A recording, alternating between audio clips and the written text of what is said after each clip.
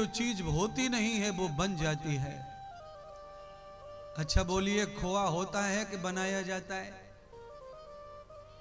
बनाया जाता है। अच्छा बोलो, मिठाई होती है कि बनाई जाती है? अच्छा, गुड़ होता है कि बनाया जाता है? अच्छा, ये साड़ी सूट सिलवार होते हैं कि बनाए जाते हैं? बिल्कुल सही बात है। पर आज तक तुमने कभी नाक कान मुंह बनाते देखा है किसी मिस्त्री को? देखा तो होगा, ये मूर्तियों के बनाए तो हैं, पूरे पंडाल में लगे हैं। मूर्तियों के, तुम्हारे नहीं। सही जवाब था तुम्हारा भैया।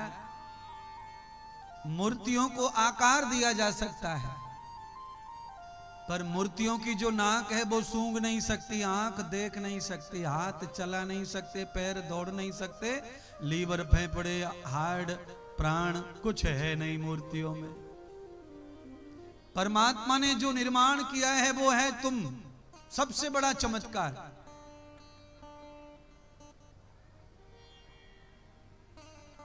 न कैंची, न सुई, न धागा, और न कोई किसी प्रकार का केमिकल, न फेविकॉल।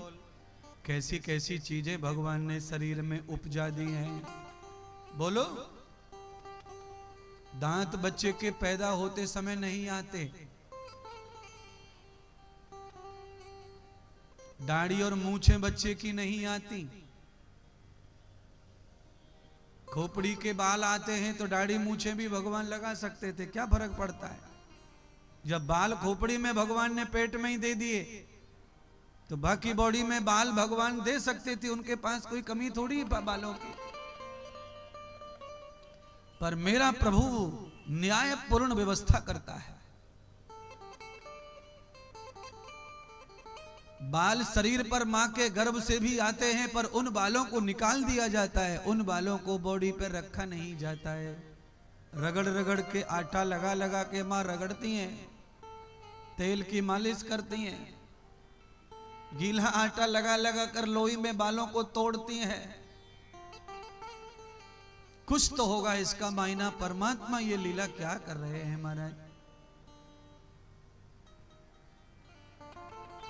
आज भगवान श्री सूत जी कथा सुना रहे सौनक आदि 88,000 ऋषियों को। कह रहे हैं, सौनक जी, महाभारत का युद्ध जो है छिड़ गया, धर्म अधर्म का।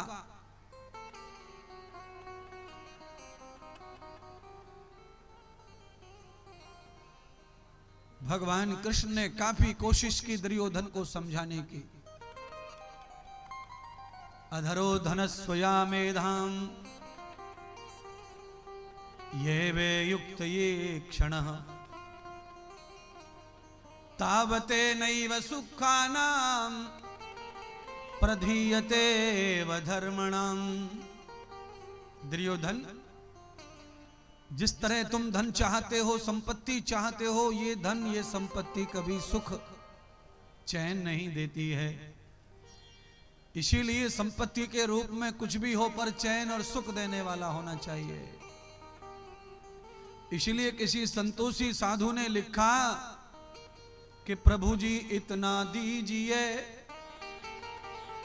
कि जामे कुटुंब समाए, और मैं भी भूखा ना रहूं, कोई साधु न भूखा जाए। दुर्योधन को भी भगवान ने समझाया कि तुम्हारी इच्छा है कि तुम हस्तिनापुर के राजा बनो तो बन जाओ, तुम्हारी इच्छा है कि तुम साम्राज्य के अधिपति बनो, बन जाओ, और पांचों पांडव सहज तुम्हें राज दे रहे हैं, सब कुछ तुमने पाई लिया है जुआ खेलकर। तुम्हारे मामा की नीति ने पांडवों को परास्त कर दिया, और उनकी सज्जनता का फायदा उठाकर तुमने गलत गलत तरीके से सब हरण कर लिया, और वो सब तुम ले लो, पर 5 गांव पांडवों को दे दो रहने के लिए, जिससे अपना जीवन यापन करके वो अपनी जिंदगी को सफल करें, आगे बढ़ाएं। दुर्योधन ने तो भगवान के सामने कह दिया कि नहीं, सुई की नोक की बराबर भी अगर जगह चाहिए पांडवों को तो युद्ध करना पड़ेगा। नैवं दास्यामि बिना युद्धेन केशवः,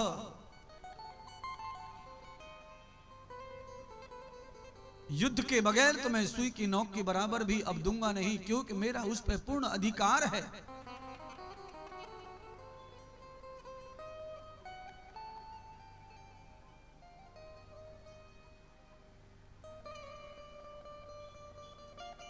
भगवान ने पुनः समझाया, आखिर में नहीं माना, युद्ध का अलार्म बज गया, युद्ध की घोषणा हो गई। दुर्योधन माना नहीं तो भगवान तो हस्तिनापुर के रिश्तेदार ही लगते थे।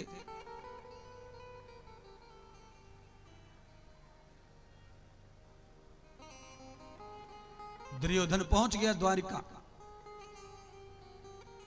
भगवान बिस्तर पर सोए हुए थे, रात्रि के टाइम पहुंचा। दुर्योधन अपने आप को बड़ा मानता था, भगवान से भी। तो जाकर भगवान के सिराहाने बैठ गया। और हमारे हिंदू सनातन संस्कृति में परंपराएं उत्तम उत्तम है। हमारे यहां कोई बड़ा बुजुर्ग अगर लेटा हुआ है बिस्तर पर, कोई मेहमान आए हैं, अगर आयु में हमसे बड़े हैं, प्रतिष्ठा में बड़े हैं, तो हम खटिया पर सिरहाने की ओर नहीं, उनके पैरों की तरफ बैठते हैं। ये हमारे सनातन का सम्मान देने का तरीका है। पर दुर्योधन ने भगवान को सम्मान नहीं दिया, बैठ गया सिरहाने जाकर। जैसे हमारी आंखों से ही हमारे माथे पे बिंदिया नहीं दिखती, हमारी आंखों से हमारे बालों में कुछ पड़ा है वो दिखता नहीं है। दुर्योधन भगवान के सिर पर बैठ गया तो सिर पर बैठने वाला दिखेगा कैसे। प्रातःकाल 4 बजे भगवान के उत्तिष्ठ होने का, जागृत होने का समय हुआ, तभी अर्जुन का रथ पहुंचा और अर्जुन जाकर के भगवान के चरणों में प्रणाम करके वहीं खड़ा हो गया चरणों में। भगवान ने नेत्र खोले, अभी अभी अर्जुन आए हैं, पर सही स्थान पर खड़े होने के कारण भगवान का चरणों की तरफ नेत्रों का फोकस, दृष्टि पड़ी। भगवान ने अर्जुन को देखा, कुशल मंगल पूछा और कहा, अर्जुन कब आए तुम? रात भर यात्रा करके प्रभु अभी पधारा हूं और आपके चरणों को प्रणाम करके सब थकान निकल गई। आपने दृष्टि डाली, हे प्रभु आपकी शरणागति हो। वत्स कहो क्या काम है, क्या चाहिए? इतने में दुर्योधन गर्म हो गया। हे द्वारकानाथ, तुम्हारी आदत नहीं गई पक्षपात की। मैं रात से आया हुआ हूं और आकर बैठा हूं, मेरा स्वागत सत्कार कुशल मंगल न पूछते हुए पहले अर्जुन को, और अर्जुन अभी अभी आया है। भगवान ने कहा, दुर्योधन माफ करो, मैंने तुम्हें देखा नहीं, तुम कहां बैठे थे?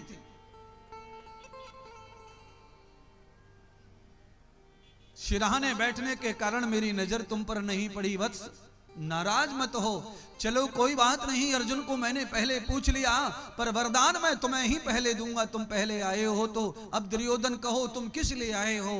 तो कहा, तुम्हें सब पता है द्वारिकानाथ,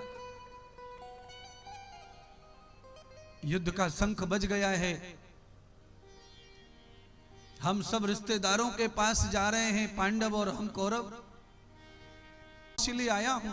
तो भगवान कृष्ण कहने लगे, मेरे लिए तो तुम दोनों बराबर हो, मुझे कुछ दुर्योधन तुम्हें देना पड़ेगा, कुछ अर्जुन को देना पड़ेगा, इसीलिए मैं तुम्हारे लिए बंटवारा कर दे रहा हूं।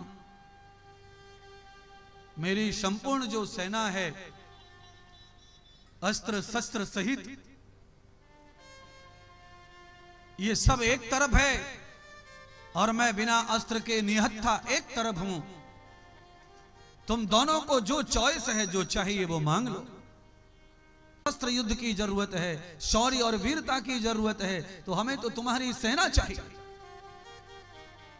भगवान कृष्ण हंसने लगे अंदर ही अंदर। सारी सेना दुर्योधन को दे दी और अर्जुन को कहने लगे, अर्जुन तुम बड़े भोले और सीधे हो, अब युद्ध कैसे जीतोगे? युद्ध में सेना और हथियारों की जरूरत पड़ती है, युद्ध लड़ने वाले लोगों की जरूरत पड़ती है। मैं युद्ध लड़ूंगा नहीं, अस्त्र उठाऊंगा नहीं, तो मेरा तुम क्या करोगे? तुमने क्यों गलती कर दी पार्थ? अर्जुन ने कहा, प्रभु युद्ध लड़ना लड़ाना वो बाद की बात है, जब युद्ध होगा तब देखा जाएगा। पर मेरे हाथ में मेरे भाग्य से मेरा इष्ट लगा है, मुझे इसी बात से सब कुछ प्राप्त हो गया। मुझे आप मिल गए मानो सब कुछ प्राप्त हो गया। क्योंकि दुर्योधन तो सेना को जानता है, मैं आपको जानता हूं।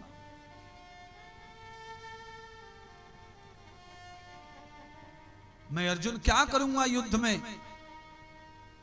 मुझे तो कुछ नहीं आता, और आता है तो मैं करूंगा नहीं, क्योंकि मैंने शर्त जो रख दी है। हाँ अर्जुन, मैं एक काम कर सकता हूं, मैं तुम्हारा ड्राइवर बन सकता हूं, रथवाहक बन सकता हूं, सारथी बन सकता हूं। तो अर्जुन कहने लगे, युद्ध नीति में यह लिखा हुआ है, जिसका सारथी कुशल होता है उसी की विजय होती है, जिसका सारथी निर्बल होता है उसकी कभी विजय नहीं होती है। इसलिए प्रभु आपने मुख्य काम संभाल लिया है, तो अस्त्र शस्त्र ये सब चल जाएंगे। आप बताइए, ट्रेन का, प्लेन का, ट्रक का, बस का, कार का अगर ड्राइवर खराब हो तो सवारियों की जान पे आ जाती है कि नहीं आ जाती है? और ड्राइवर अगर कुशल है तो सब सवारियां धुत पड़ी हो दारू पी के बस में, तो भी कोई बड़ा नुकसान होने वाला नहीं है। और अगर ड्राइवर ने पी रखी हो और सारे की सारी सवारियां तिलक चंदन लगा के भगत जी बन के बैठी हो, तो भी खतरा ही खतरा है। इसीलिए वेद का मंत्र कहता है कि अगर सारथी सुसारथी हो जाए तो हम सब धर्मों के युद्धों को जीत करके सफल परमात्मा की गति को प्राप्त कर लेंगे। रथे तिष्ठति नयति वाजना पुरो यत्र यत्र कमायते सुसारथी। ये वेदों का मंत्र, और ये वेद मंत्र सिखा रहा है कि मानव रूपी जो रथ भगवान ने हमें दिया है, अगर इस मानव शरीर का सारथी परमात्मा ही बन जाए और हम मान लें कि परमात्मा इस गाड़ी को चलाने वाला है और वही चलाए, तो मुझे लगता है इस शरीर रूपी रथ में आत्मा रूपी हम बैठकर पूरे ब्रह्मांड की कुशल यात्रा करके परमात्मा को ये शरीर सौंप देंगे और कभी जन्म नहीं लेना पड़ेगा। पर गलती कहाँ हो रही है? हम भगवान को गाड़ी का ड्राइवर नहीं मान रहे, हम खुद ही बॉसगिरी करके चला रहे, खुद ही बन रहे, हम हैं फलाने, हम हैं ढिकाने।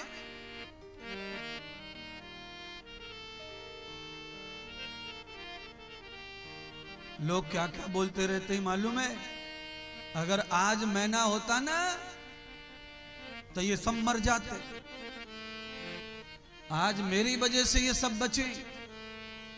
ये कोरा अज्ञान बोल रहा है, कोरा अहंकार बोल रहा है। जो जन्म देता है वही बचा सकता है, जो जन्म दे नहीं सकता वो किसी को बचा नहीं सकता है। गोस्वामी तुलसीदास कहते हैं, हानि लाभ जीवन मरण, यस अपयस प्रभु हाथ। परमात्मा के हाथ में 6 शक्तियां हैं। हम खाली दुकान खोल सकते हैं, उसमें घाटा पड़ेगा मुनाफा, ये हमारे हाथ में नहीं है, ये प्रभु के हाथ में है। आप अच्छी मक्का बो सकते हैं, ज्वार बो सकते हैं, आप सब कुछ कर सकते हैं। आपने आम के बगीचे लगाए हुए हैं चारों तरफ, मैं देख रहा हूं, आपका ये कर्तव्य है, आपने पूरा किया है। दवा भवा मारकर आप थोड़े बहुत वायरस भी बचा सकते हैं, पर जब ही आपके पेड़ों पर बौर लगे, फल फूल आने का टाइम आ जावे, परमात्मा को अगर अच्छा नहीं लगा तो तुम्हारी सारी कमाई सारे कर्तव्य फेल हो जाएंगे। एक ऐसी आंधी आएगी, एक भी फूल नहीं रहेगा आम पर, तो फल कहां से आएगा। इसीलिए लाभ हानि भी परमात्मा के हाथ में है महाराज। यश अपयश, कितने लोग ऐसे हैं जो 5-5, 6-6 बार भर्ती देखे है, फौज की नहीं लग रहे लड़के, और एक लड़का एक ही बार गया और फुर्र लग गया और लगने जैसा भी नहीं था।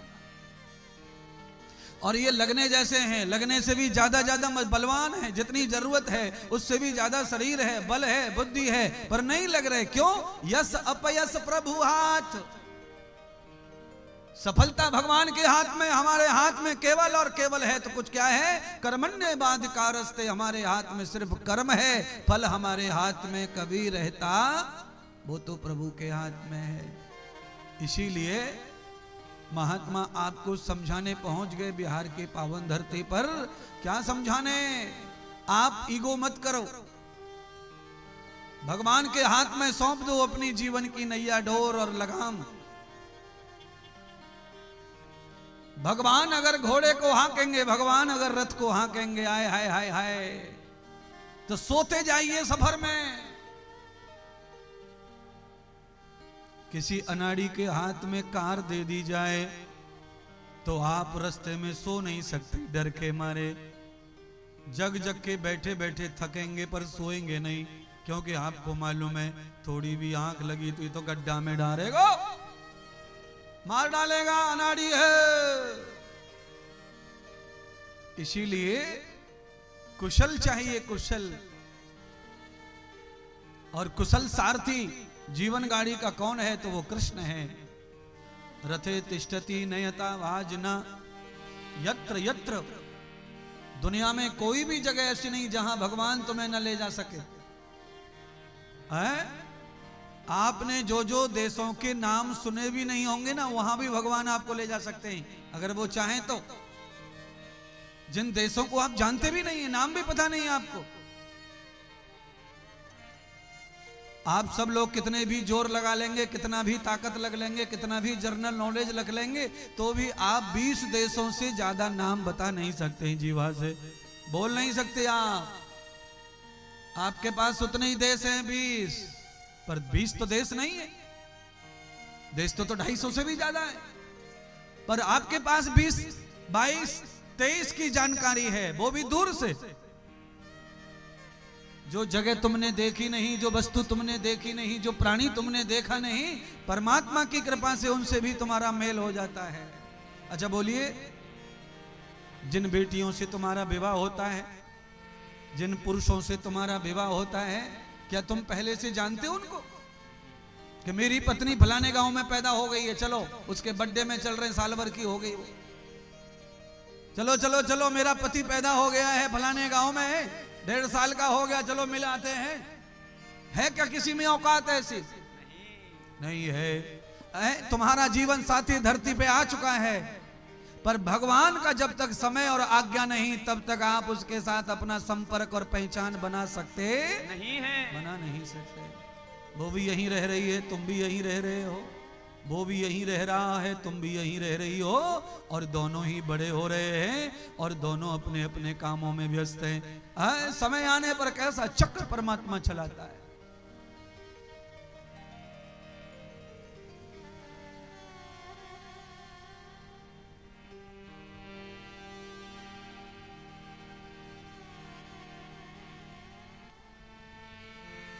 हैरान हो जाओगी सुन सुन करके बातों को, आश्चर्य करने वाली बातें सुना रहे महाराज, और आपको जागृत कर रहे, तत्काल नॉलेज हो जाए, आपको जीवन का विश्वास तैयार हो जाए भगवान के प्रति। आप अड़ोसी पड़ोसी पर, मामा फूफा पे ज्यादा भरोसा कर लेते और भगवान पे बहुत कम भरोसा करते, ये तुम्हारी कमी है। और जिस पे तुम भरोसा करके बैठे हैं वो टांग पे टांग मार रहा है, धोबी पछाड़ मार रहा है, फिर भी मामा जी मामा जी मामा जी मामा जी, फूफा जी, बुआ जी, चाची जी, अंकल जी, आंटी जी। और जो तुम्हें हर जगह से बचा बचा के 70 साल का कर दिया, उसके प्रति अभी भी तुम्हारा कोई प्रगाढ़ लगाव नहीं है, उसके प्रति कोई विशेष लगाव नहीं है। 70 साल का आदमी कितना बूढ़ा हो गया, कितनी उम्र जी लिया, 10, 12, 15 साल शेष रह गई हैं, पर अभी भी भगवान के प्रति पूरी तरह समर्पण नहीं है। अभी भी संसार की तरफ मुड़ मुड़ के देखता है, मुड़ मुड़ के देखता है, मुड़ मुड़ के देखता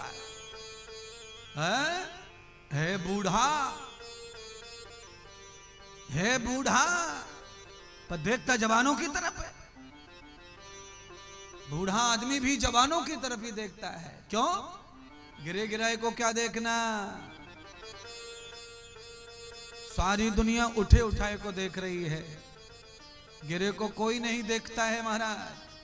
और ये जो बुढ़ापा है, इससे ज्यादा गिरी हुई अवस्था कोई दूसरी हो सकती नहीं है।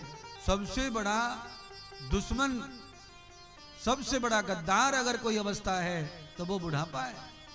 बेटा श्रवण कुमार जैसा, बेटियां लक्ष्मी जैसी, बहू लक्ष्मी जैसी, घर में सारे के सारे धर्मराज युधिष्ठिर जैसे भ्राता, पर जब बुढ़ापा आ जाता है तब आदमी कहीं से भी सुखी नहीं रहता है। 50-60 हजार पेंशन आ रही है किसी किसी को, बूढ़े आदमी को, पर सुख के नाम पर, चैन के नाम पर, शांति के नाम पर 0/0 है। हर समय टेंशन, उत्तेजना, परेशानी में, घबराहट में जी रहा, न काम करना पड़ रहा। घर बैठे भजन करने के लिए प्रभु ने लाइन लगाई है, पर ये पेंशन लेने वाला आदमी भगवान के इशारे नहीं समझता। वो ये नहीं समझता है कि इस अवस्था में 50,000 रुपए, 30,000 रुपए महीने घर बैठे सरकार दे रही है, तो वो सरकार का इशारा है ऊपर वाले का। वो कह रहा है कि अब तू भजन कर, अब तू भजन कर, अब तू भजन कर, अब तू भजन कर, पर नहीं सुनता।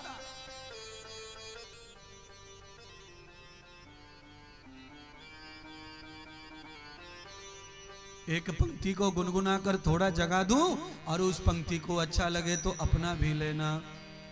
ये जैसा प्रवचन है, ऐसी कोई याद आ गई है बातें, उनको तुम्हारे साथ शेयर करते हैं।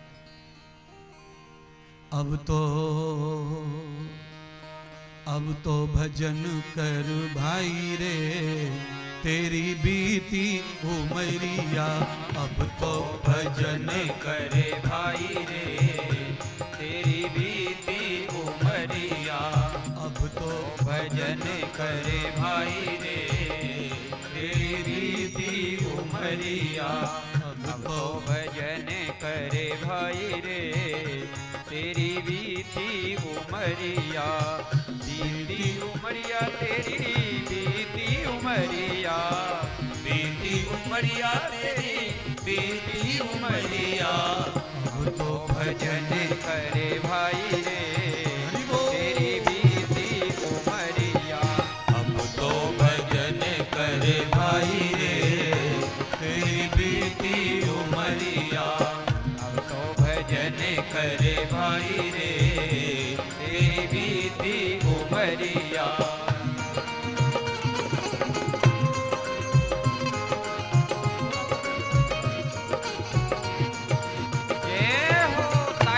करते हुए भाव के साथ बोलिए सतगुरुदेव भगवान की जय।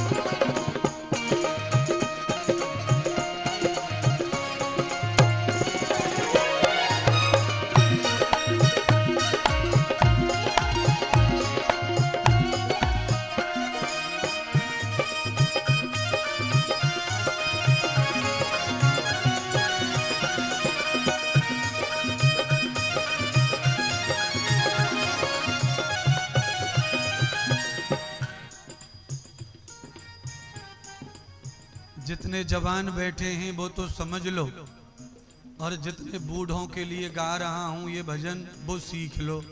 ये भजन बूढ़ों के लिए है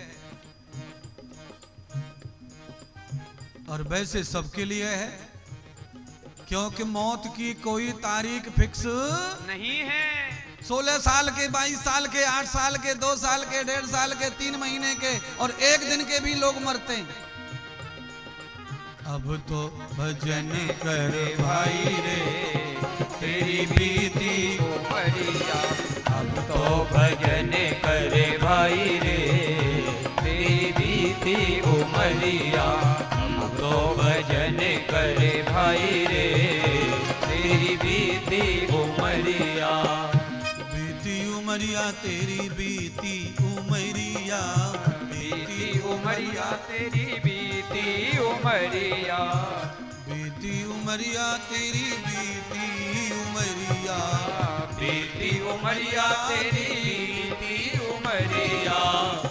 तो भजन कर भाई रे तेरी बीती उमरिया। अब तो भजन करे भाई रे तेरी बीती उमरिया। अब तो भजन करे भाई रे तेरी बीती उमरिया। YouTube पे कथा देख रहे हैं लाइव। अभी अभी मैसेज आया है दुबई से कि क्या बात है महाराज, बिहारियों को क्या हो गया, नाच ही नहीं रहे, खड़े ही ना हो रहे पंडाल में। अभी आया मैसेज, मैंने अभी देखा, इधर मोबाइल रखा है बगल में। बूढ़े बूढ़ों को कह रहा हूं, जवान बैठे रहो, बूढ़े खड़े हो जाओ। घुटने का व्यायाम करवाने आया हूं, व्यायाम। तुम सब देखते रहते हो टीवी पर महाराज दवाई देवे। पाप गठरिया सर से पटक दे, पाप गठरिया सर से पटक दे। पाप गठरिया सर से पटक दे, पाप गठरिया सर से पटक दे। हाथ जो पकड़े उसको झटक दे, हाथ जो पकड़े उसको झटक दे। धर्म की पकड़ी कलाई रे तेरी बीती उमरिया। धर्म की पकड़ कलाई रे तेरी बीती उमरिया। अब तो भजन कर भाई रे तेरी बीती उमरिया। अब बीती उमरिया तेरी बीती उमरिया। बीती उमरिया तेरी बीती उमरिया। अब तो भजन करे भाई रे तेरी बीती उमरिया। अब तो भजन करे भाई रे तेरी बीती उमरिया। अब तो भजन करे भाई रे तेरी बीती उमरिया।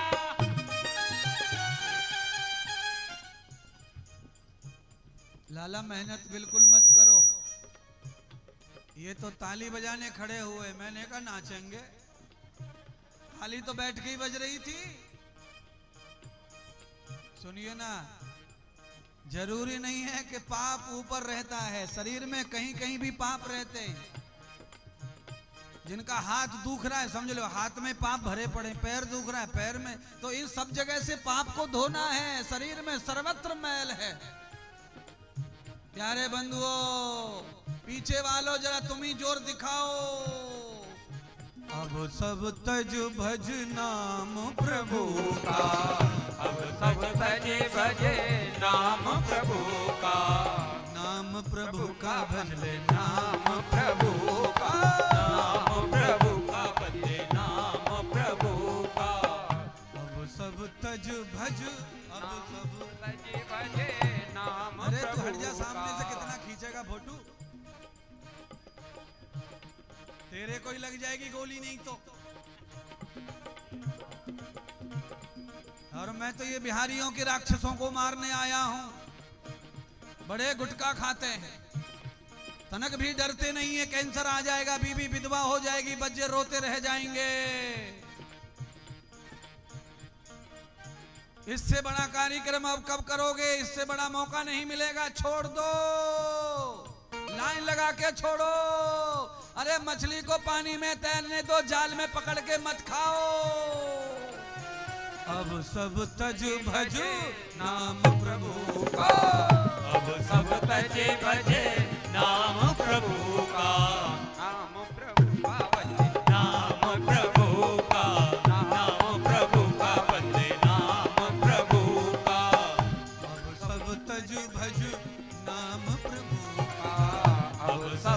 बजे बजे नाम प्रभु का, उसमें ही तेरी भलाई रे तेरी बीती उमरिया, उसमें ही तेरी भलाई रे तेरी बीती उमरिया।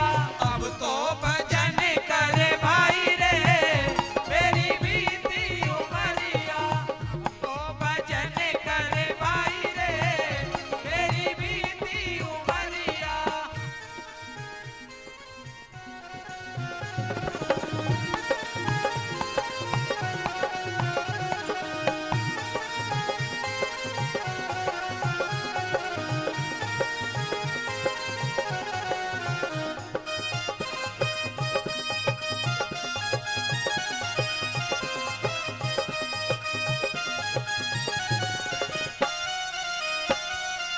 श्री राधे।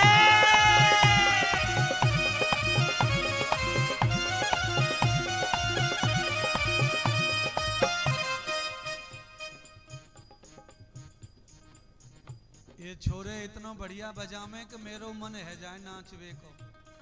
सन्यासी साधु हूं तो भी मन करे, और मैं तो अपने अरमान ऐसे मटक मटक के पूरे कर लेता हूं, पर तुम्हें तो सच में नचाने की कोशिश कर रहा हूं। पर बोझ भारी है तुम्हारे जन्मों का, कई जन्मों का लदा पड़ा है ना। उस लदे हुए गठरिया को गिरवाने के लिए महात्मा को बुलाया गया है। अब तो वो गठरिया खुलेगी चाहे दिन हो जाए 7। पाप गठरिया सर से पटक दे, पाप गठरिया सर से पटक दे, सर से पटक दे प्यारे, सर से पटक दे, सर से पटक दे प्यारे, सर से पटक दे। पाप गठरिया सर से पटक दे, पाप गठरिया सर से पटक दे।